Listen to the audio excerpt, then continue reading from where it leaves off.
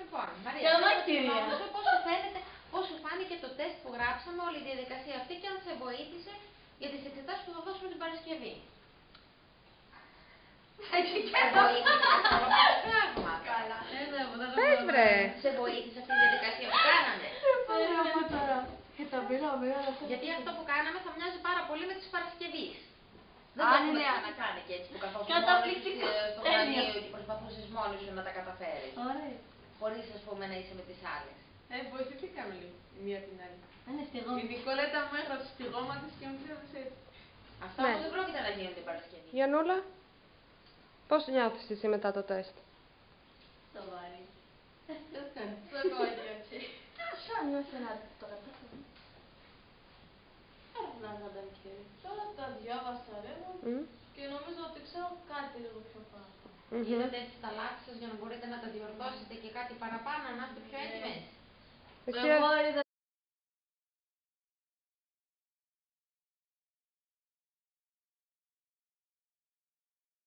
Την άλλη εβδομάδα θα κάνουμε μία εκδήλωση απονομής των απολυτηρίων, να σας τα δώσουμε επίσημα. Όσοι το πήρατε, να πάρετε το απολυτήριο. Θα μαζευτούμε εδώ πέρα, θα έρθει κάποιος και θα κάνουμε την απονομή. Έτσι, μια εκδήλωση θα το χαρούμε πιο επίσημα. Πριν σας πούμε τώρα, που ξέρετε έχετε αγωνία. Πώς σας φάνηκε η διαδικασία που δώσατε στο σχολείο, πώς σας φάνηκε, ήταν εύκολα? Εύκολα ήταν. Λίγο τα μαθηματικά. Ωραία, σαν αντικείμενο. Ικανοποιημένες από τον εαυτό σας είσαστε? Από το πόσο διαβάσατε, από όλη αυτή τη διαδικασία που κάνατε μέχρι τώρα, που προσπαθήσατε. Νιώθετε καλά με τον εαυτό σας? Στην ορθογραφία πρέπει να έχω εγώ λίγο κάνει λάθη. Λάθη όλοι κάνουμε, σε κάθε εξέταση. Δεν υπάρχει κανένας που για να δώσει άριστο γραπτό, πρέπει να είσαι πολύ τέλεια προετοιμασμένος. Εργασία κτλ. Κάποιος όμως δεν θέλουν την εργασία. Για ποιο λόγο το κάνατε αυτό? Για να βρούμε μια δουλειά. Ωραία, ένας ο λόγος είναι η δουλειά. Άλλοι που δεν θέλουν να δουλέψουν. Για ποιο λόγο το κάνατε Γιατί αυτό? να μην έχεις κακό, είναι. Τι σε βοηθάει εσένα αυτό? Τι σας βοηθάει? Να μάθεις να ξέρεις κάτι παραπάνω, γράμματα. Να ξέρω κάτι παραπάνω. Δηλαδή στην καθημερινή ζωή πώς θα σας βοηθήσει το κορίτσι αυτό? Όπως θα πάμε σε ένα νοσοκομείο να μιλήσουμε πιο καλά. Να πάμε να κάνουμε τα χαρτιά οπουδήποτε που θα πάμε. Και για να μπορέσετε να κάνετε τα χαρτιά. Να ξέρετε να διαβάσετε και να γράφετε για πρακτικούς λόγους.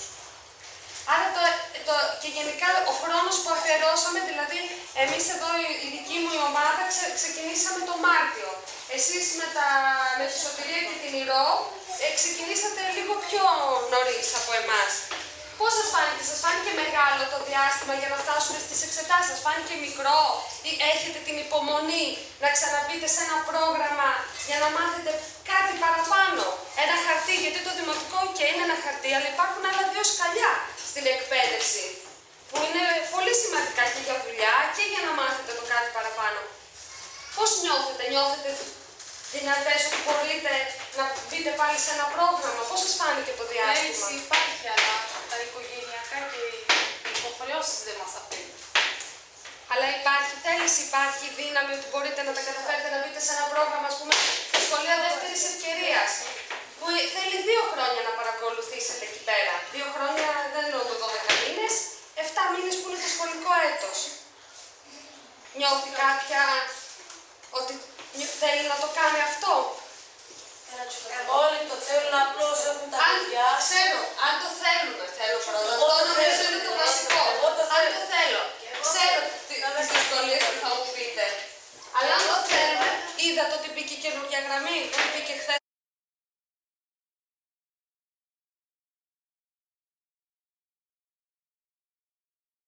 Πώς κατανοείς με απλά και σύντομα λόγια την επικύρωση της μη τυπικής και της άτυπης μάθησης?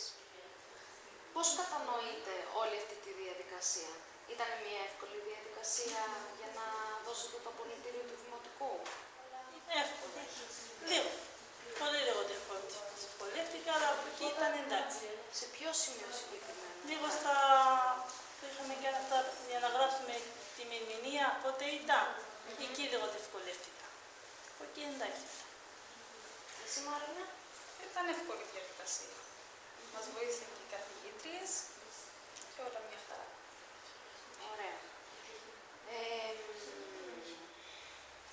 Γιατί αποφάσισες να μπεις σε αυτή τη διαδικασία των εξετάσεων? Προσόντα σου, τι δυσκολίες αντιμετώπισες και πώς τις ξεπέρασες? Επειδή οι γονείς μου δεν είχαν μια σταθερή δουλειά και δεν μπορούσαμε να μείνουμε σε ένα μέρος, γι' αυτό και δεν μπόρεσα να συνεχίσω τη σχολή. Και γι' αυτό όταν μου δόθηκε η ευκαιρία, το έκανα. Εγώ είχα δουλέψει από μικρή και γι' αυτό δεν μπόρεσα να πάω στο πολυτεχνείο. Τώρα που έχω την ευκαιρία, μπόρεσα και το πήρα. Μεγάλη στην ηλικία λίγο, αλλά μπόρεσα και το πήρα. Γιατί πιστεύεις ότι είναι σημαντικό για τις Ρωμά γυναίκες η επικύρωση των προσόντων τους? Αυτό. Το ίδιο λόγο που είπε και η Μάρια. Για τη δουλειά. Για τη δουλειά περισσότερο. Ωραία. Για να πάρουμε το πολυτεχνείο, για να έχουμε μια δουλειά. Να δουλέψουμε. Τι θα έλεγες σε άλλες γυναίκες Ρωμά της χώρας σου ή άλλων ευρωπαϊκών χωρών για να τις ενθαρρύνεις να επικυρώσουν τα προσόντα τους? Να δουλέψουμε. Και βρήκες κάποιες δυσκολίες μέσα σε αυτή τη διαδικασία, ήταν όλα εύκολα? Εσύ γιατί αποφάσισες να μπεις σε αυτή τη διαδικασία? Χρειάζεται για να έχεις περισσότερες πιθανότητες για μια δουλειά, να βοηθήσεις τα παιδιά σου όταν πηγαίνουν στο σχολείο. Για αυτούς τους λόγους περισσότερο. Εσύ, Μαρία, γιατί πιστεύεις ότι είναι σημαντικό για τις Ρωμά γυναίκες να μπαίνουν σε αυτή τη διαδικασία να επικυρώνουν τα προσόντα τους? Είναι καλύτερο να ξέρουν, να έχουν ένα πολυτεχνείο για δουλειά, για οπουδήποτε, ό,τι χρειάζεται. Είναι πιο καλό. Γιατί πιστεύεις ότι είναι σημαντικό για τις Ρωμά γυναίκες να μπαίνουν σε αυτή τη διαδικασία? Και έτσι, τι θα έλεγες σε γυναίκες από άλλες χώρες και από τη δική μας χώρα, τις προέτρεπες να μπουν σε αυτή τη διαδικασία, να συμμετέχουν? Ναι. Είναι καλύτερο να ξέρουν. Να μην φοβούνται, να το τονίσω.